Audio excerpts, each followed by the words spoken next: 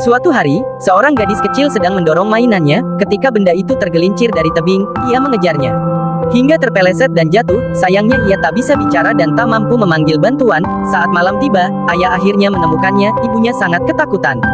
Seseorang menyarankan agar mereka mencari bantuan medis ke negara tetangga, maka sang ibu dan anak pun naik kereta menuju ke sana. Larut malam, kereta berhenti di perbatasan untuk pemeriksaan. Ibunya tertidur karena kelelahan, sang gadis yang masih terjaga, melihat seekor domba di luar. Ia turun dari kereta untuk membelainya, saat itulah kereta mulai berjalan, ia mengejarnya sambil melambaikan tangan, namun tidak ada suara keluar dari mulutnya, ibunya masih tertidur. Tak menyadari anaknya tertinggal, kereta pun menghilang di kejauhan, gadis kecil itu menangis tak berdaya, keesokan harinya ia kelaparan, seorang pria baik hati melihatnya dan memberinya makanan.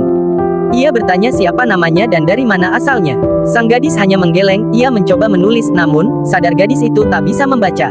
Saat ditanya apakah ia tersesat, gadis itu mengangguk sambil berlinang air mata.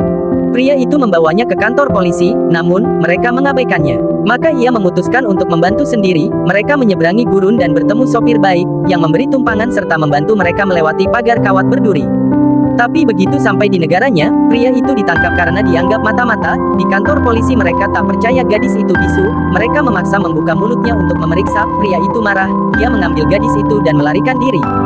Di dalam bus, seorang jurnalis merekam kisah mereka, malamnya, di penginapan kecil. Mereka menonton video itu bersama. Gadis itu tiba-tiba menunjuk seorang wanita di rekaman. Air matanya mengalir deras, pria itu bertanya apakah itu ibunya. Dia mengangguk penuh semangat dengan bantuan sopir bus, mereka menelusuri lokasi sang ibu. Saat mereka menuju kampung halaman, polisi kembali datang, pria itu menyuruh jurnalis membawa gadis itu pergi, ia memancing perhatian polisi. Ia tertangkap, dipukuli lalu ditembak dan jatuh ke sungai, sementara itu jurnalis dan gadis itu mendaki gunung, di puncak sang gadis melihat desanya, dan langsung berlari pulang. Ketika mendengar apa yang terjadi pada pria itu, sang jurnalis mengunggah kisah mereka ke internet, untuk mencari dukungan publik.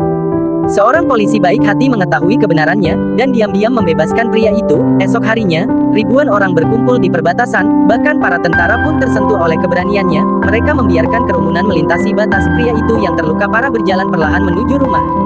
Gadis itu melambaikan tangan dari balik pagar, wajahnya penuh haru, dan tepat saat pria itu hendak menyeberang ke India. Sang gadis mengerahkan seluruh kekuatannya untuk mengucap satu kata, kata pertamanya seumur hidup. Menurutmu, apakah pria itu melakukan hal yang benar?